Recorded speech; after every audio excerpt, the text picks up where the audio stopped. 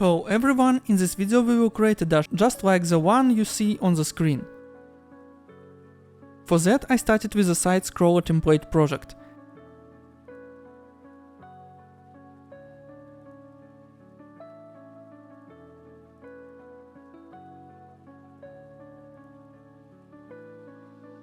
And selected the side scroll level.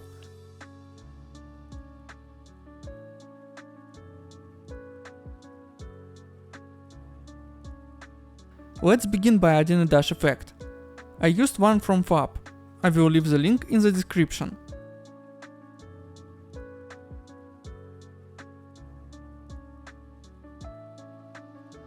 Open the effect.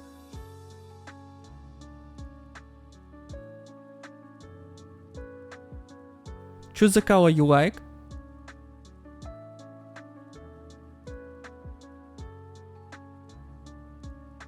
And increase the trail size. And increase the trail size.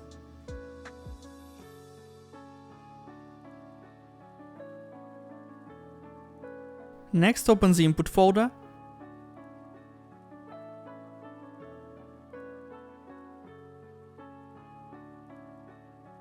Now we need an input action for the dash. Add a new input action called IA dash.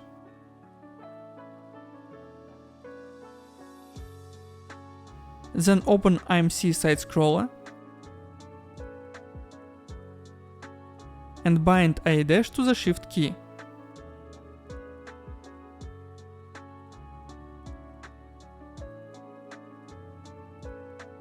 Now it's time to open the character class. Open WP SideScrolling character and implement IA dash there.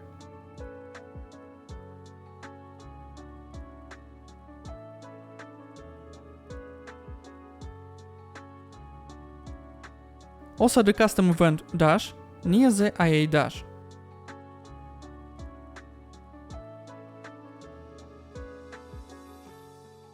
At the start we need to initialize the dash effects. Create a function called start-dash-effects, and we will implement this function later. But for now just call this function at the beginning of the dash event. Next, create a sequence node.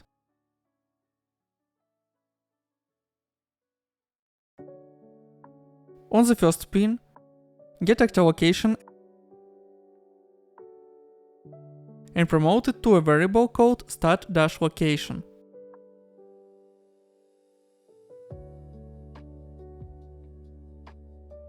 After that, let's calculate the target location. First get the actor's forward vector,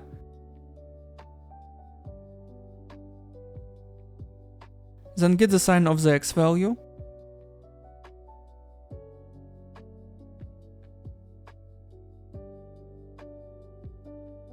we will also need to multiply it by dash distance.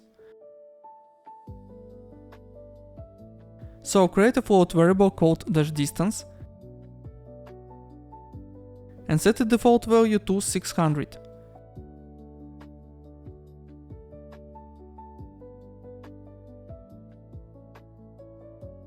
Now make a vector and set the product to x.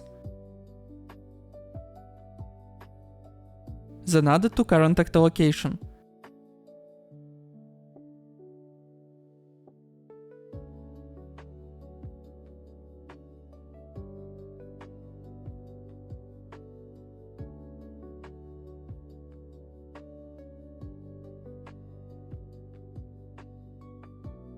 Promote the result to a variable called target-location.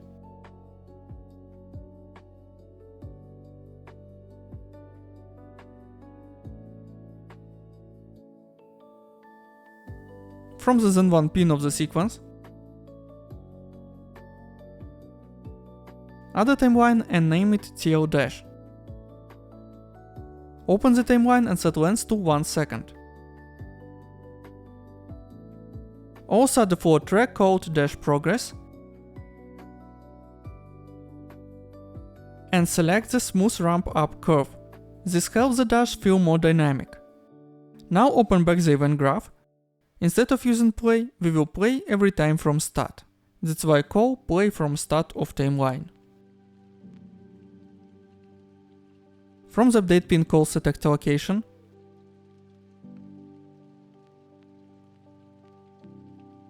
tick sweep, and for the new location, use vector linear interpolation node. Set alpha to dash progress, A to start dash location and B to target dash location. Next break the sweep hit result from the set actor location. If blocking hit is true,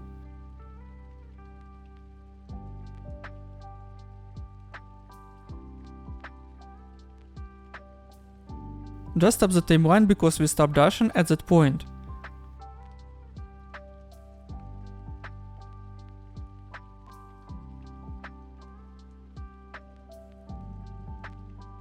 Also, we need to react when the dash finishes. Go ahead and make custom event call on dash finished. We will implement this later. For now, just call it after stop the timeline.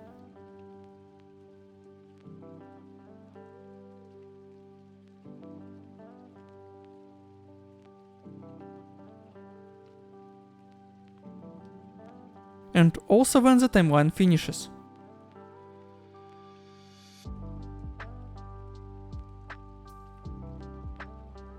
Now it's time to add a reaction when the dash ends. Create a function called stopDashEffects, and we will implement it later. For now, just call it inside on dash finished.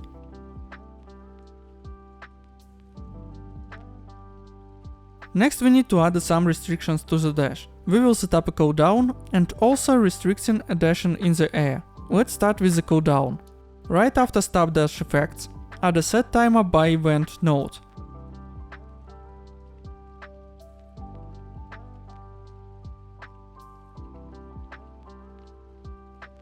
Promote the time input to a variable called dash cooldown and set its default value to 1. Also promote the timer handle to a variable called dash cooldown timer. Before setting the timer, add a check to make sure it's not already active.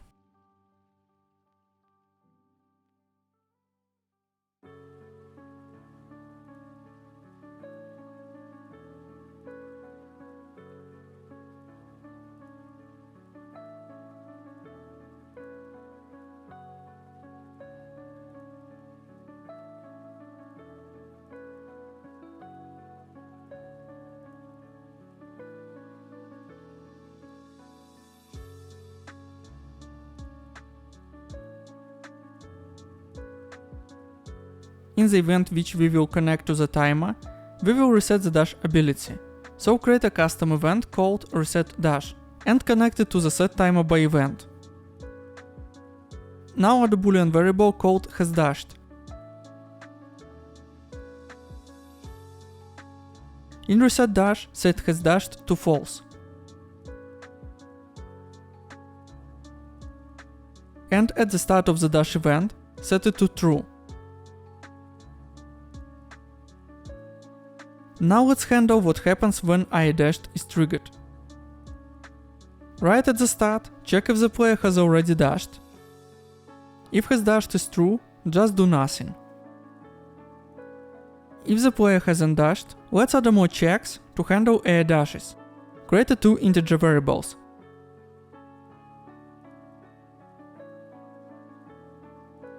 Max air dashes with a default value of 1.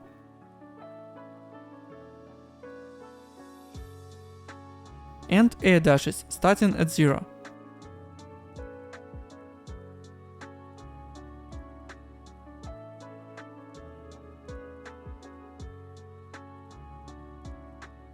Now check if the player is falling.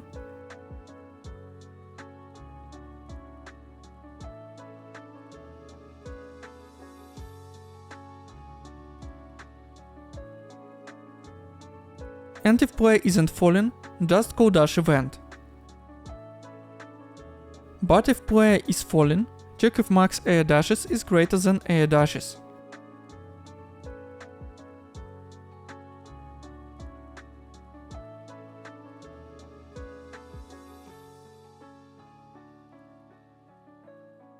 Increase air dashes by 1.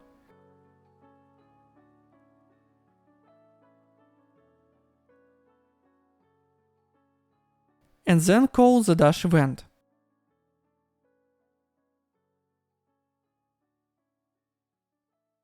Find onLanded event.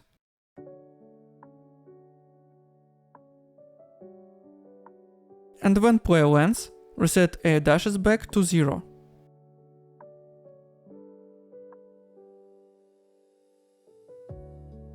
Also open the begin play event. We are going to update the dash timeline play rate. Grab the timeline and call set play rate on it.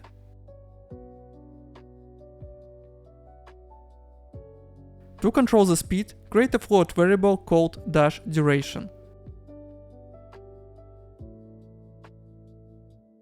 And set its default value to 0.2. Then for the new play rate, divide the timeline length by dash duration and set rate to result.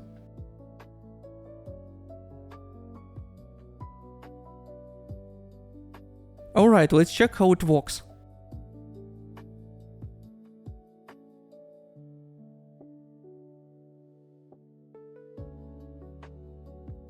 It's working, but without any effects it feels kinda plain. So now I will show you how to connect the effect I picked for this video. It might not be a perfect fit, but at the time of recording it's free. Before we set up the visual effect, let's first add a camera shake. In the SideScrolling blueprints folder, create a new blueprint class that inherits from legacy camera shake. Name it CS-. To save time, you can just copy my settings. They are on the screen, so feel free to pause the video and match them.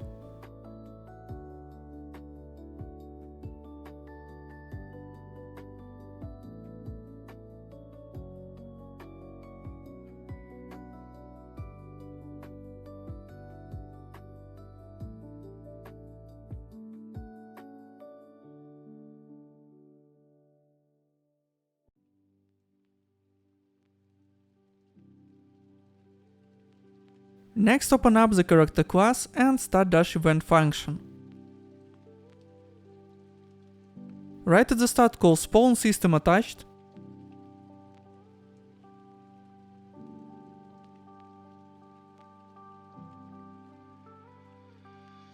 Use the effect you picked earlier.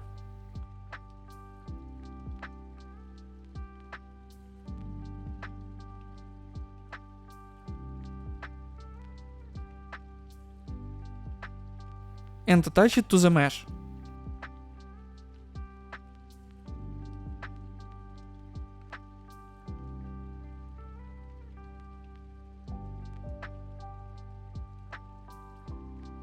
I decided to attach it to spine 05.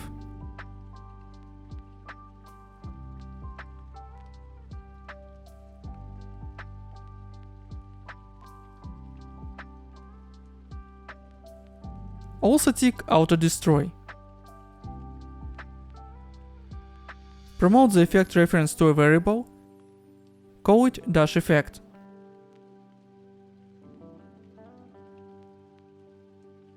Get the player camera manager.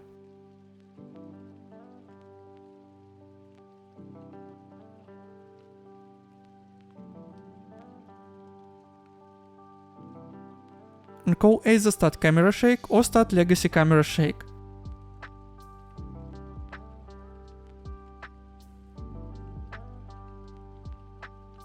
And select the camera shake class you created earlier.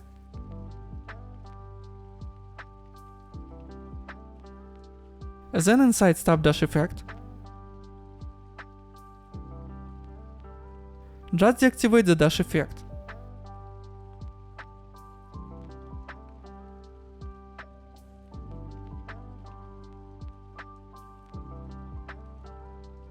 Let's test it again.